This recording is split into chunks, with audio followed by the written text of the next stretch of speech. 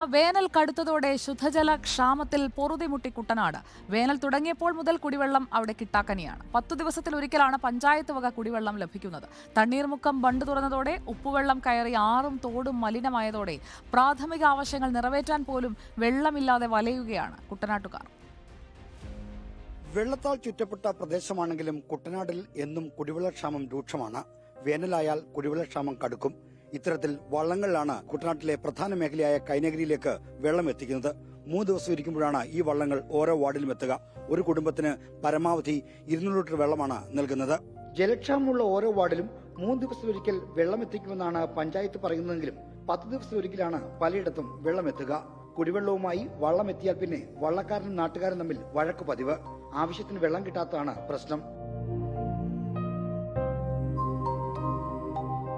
വെള്ളത്തിന്റെ പ്രശ്നം വലിയ ദൂഷ്യം എന്ന് പറഞ്ഞാൽ വലിയ ദൂഷ്യമോ. യാതൊരു വിധത്തിലും വെള്ളമില്ല, ഒരു തരത്തിലും വെള്ളമില്ല. ഞങ്ങളിപ്പം വെള്ളം 60 രൂപ കൊടുത്തിട്ട് ഇപ്പം വെള്ളമില്ല. അതുപോലുള്ള പ്രയാസത്തിലാണ് ഞങ്ങൾ കഴിഞ്ഞു കൂടുന്നത്. രൂപ 8,000 10,000 ഒക്കെ കൊടുത്താ വീട്ടുകളിൽ വെള്ളം ഉണ്ടായി.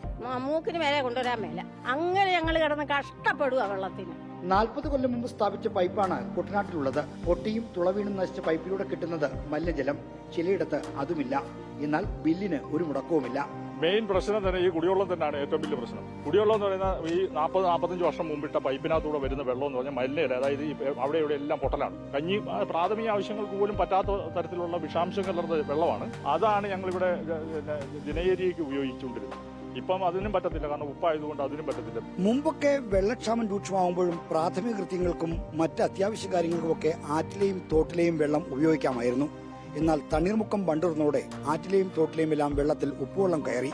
ഇതോടെ വെള്ളം തീർത്തും ഉപയോഗശൂന്യമായി.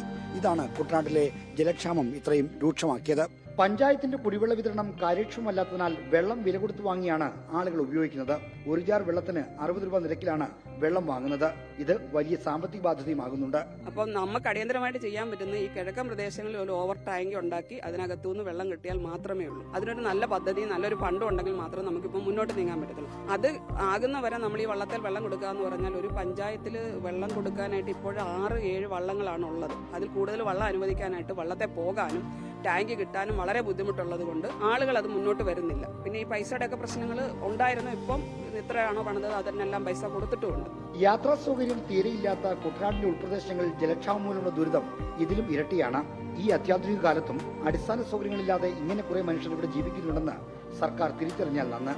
അല്ലെങ്കിൽ ഇവിടെ വന്ന് നേരിട്ട് കാര്യങ്ങൾ ബോധ്യപ്പെടാം.